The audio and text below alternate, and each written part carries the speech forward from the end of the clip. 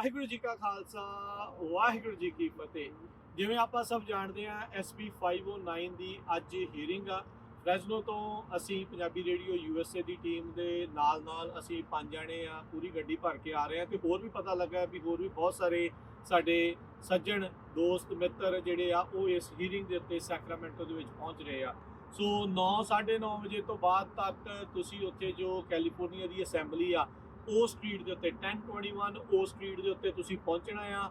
ਤੇ SP 509 ਦੀ ਅੱਜ hearing ਹੋਣੀ ਹੈ ਤੇ ਉੱਥੇ ਜਿੰਨੇ ਵੀ ਜਾਣਿਆਂ ਨੇ ਜਾਣਾ ਆ ਤੇ ਸਾਰਿਆਂ ਨੇ ਉਸ ਦੀ ਹਮਾਇਤ ਦੇ ਲਈ ਹਾਂ ਦੇ ਵਿੱਚ ਜਿਹੜੀ ਉੱਥੇ ਆਪਾਂ ਵੋਟ ਪਾਉਣੀ ਆ।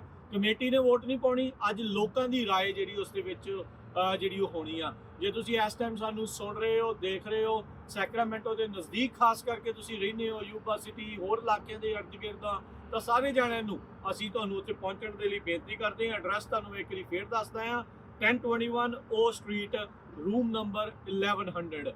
ਸ਼੍ਰੀ ਸਾਹਿਬ ਪਾ ਕੇ ਤੁਸੀਂ ਉੱਥੇ ਅੰਦਰ ਜਾ ਸਕਦੇ ਆ, ਸਿਕਿਉਰਿਟੀ ਚੈੱਕ ਹੁੰਦਾ ਆ, ਪਰ ਉਹ ਤੁਹਾਨੂੰ ਸ਼੍ਰੀ ਸਾਹਿਬ ਪਾ ਕੇ ਜਿਹੜਾ ਉਹ ਜਾਣ ਦਿੱਤਾ ਜਾਂਦਾ ਆ।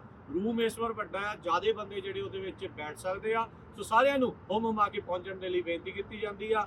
ਕਲਮਨ ਤੋਂ, ਫ੍ਰੈਜ਼ਨੋ ਤੋਂ, ਕਲੋਵਿਸ ਤੋਂ ਅਸੀਂ ਸਾਰੇ ਜਣੇ ਇਸ ਟਾਈਮ ਪਹੁੰਚ ਰਹੇ ਆ ਤੇ ਤੁਹਾਨੂੰ ਵੀ ਪਹੁੰਚਣ ਦੇ ਲਈ ਬੇਨਤੀ ਕਰਦੇ ਆ। ਵਾਹਿਗੁਰੂ ਜੀ ਕਾ ਖਾਲਸਾ ਵਾਹਿਗੁਰੂ ਜੀ ਕੀ ਫਤਿਹ।